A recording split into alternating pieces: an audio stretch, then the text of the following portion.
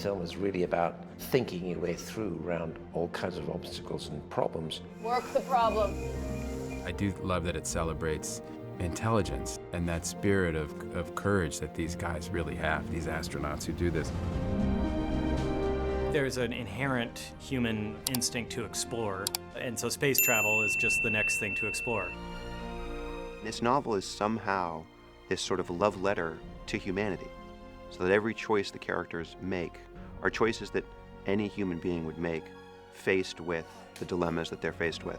But it's kind of the best version of who each of us is. It's not science fiction. It's as near fact as it could possibly be. So the challenges are reality, not fantasy. Commander, I can't let you go through with this.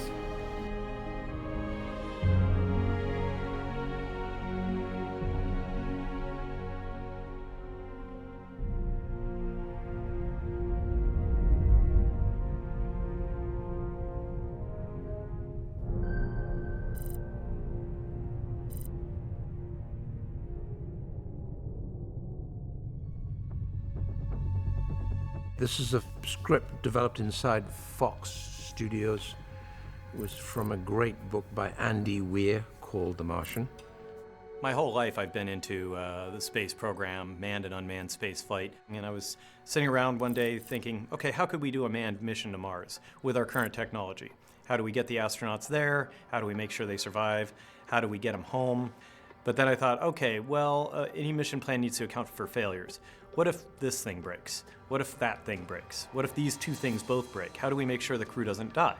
And I realized that these scenarios are starting to sound like an interesting story. So I made one unfortunate protagonist and subjected him to all of them. Goddard, who wrote the script, was going to direct the movie, and I read it, and I just thought the script was such a great kind of original story, and there aren't a lot of original stories getting made nowadays into films. I hadn't read the book. I'd missed it when it kind of came out and caused this little sensation. People recommended it to each other. It got really high ratings on Amazon, and it sold really well. And that got the attention of Random House, and then they offered me a print deal. And then around the same time, Fox came for the movie rights. And the print deal and the film rights deal were agreed to 4 days apart. It's a pretty big deal that 20th Century Fox wants to make your, at least option your book and talk about making it into a movie.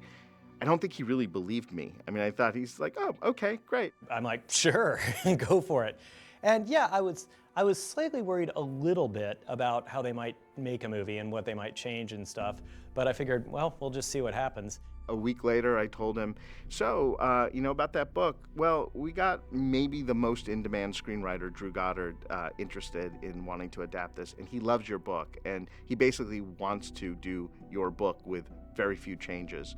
Any concerns I might have had about the film, violating the book in some way, pretty much went away when I was talking to Drew before he even wrote the screenplay, because it was clear he wanted to follow the book very closely, and he cared a lot about the things I cared about.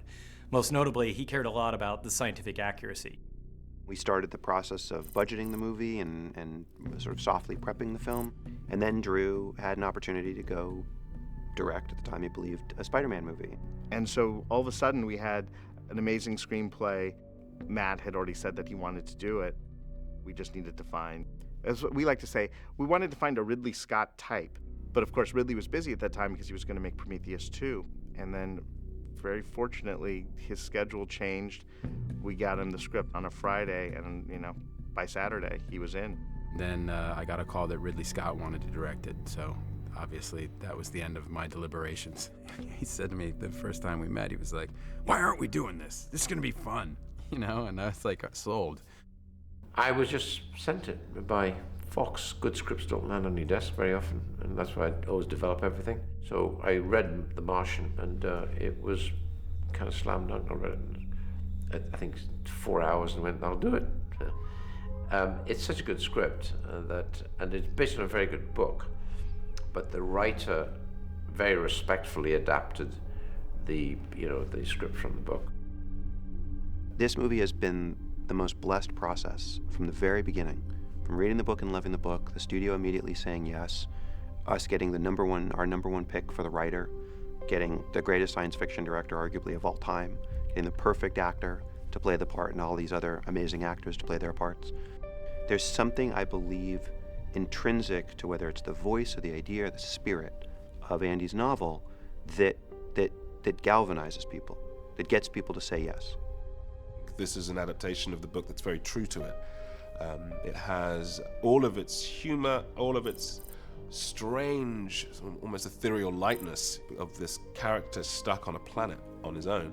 The ultimate survival is always fascinating, particularly when it's real. What do you do when the end of the world happens? Because if you shipwreck, the end of the world's happened.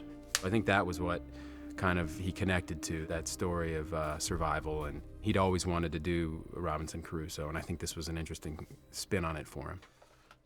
I didn't want to focus too much on deep psychological issues or anything like that. I wanted it to be all about the problem solving. And so by doing that, that means that I need to accurately present the problems. I think people are fascinated by science when it's showed. So I think the energy of what you're learning as you go is pretty cool. That's where the humor came in, because if you're gonna give somebody a big, long scientific exposition, you have to put jokes in there to break it up and make them want to keep reading, and also make the information stick in their mind. So that's why I made Mark such a smartass. Well, that and I'm a smartass. How the hell could you leave me on Mars? The biggest challenge was, how do we capture that voice in what are essentially one-man scenes without resorting to voiceover or things that are a little bit more literary and not cinematic? How do we make those scenes of Mark by himself in a relatively small set of the HAB cinematic? I'm going to put 50 GoPros everywhere in this hut, in the loo, in the kitchen, in the laboratory. The GoPro becomes like the black box of the habitat. The GoPro becomes a companion. We've had a complete open door relationship with NASA, with an exchange of, they want to know what we're doing. They've been helping us that we don't design things that are not correct or not where they think it may be going for the first mission to Mars. So we've had a very free exchange of ideas. Andy's book has a lot of fantastic interactions that go on. You know, the personal tensions, the opinions, the things that aren't science that we deal with every day really ring true. Also, Andy worked very hard to get the science right. Now, it's not perfect, it's science fiction, and that's what I dearly love about it, but I think that it gives us a fabulous opportunity to tell the public what that environment actually might be like as astronauts end up on Mars in the 2030s or 2040s.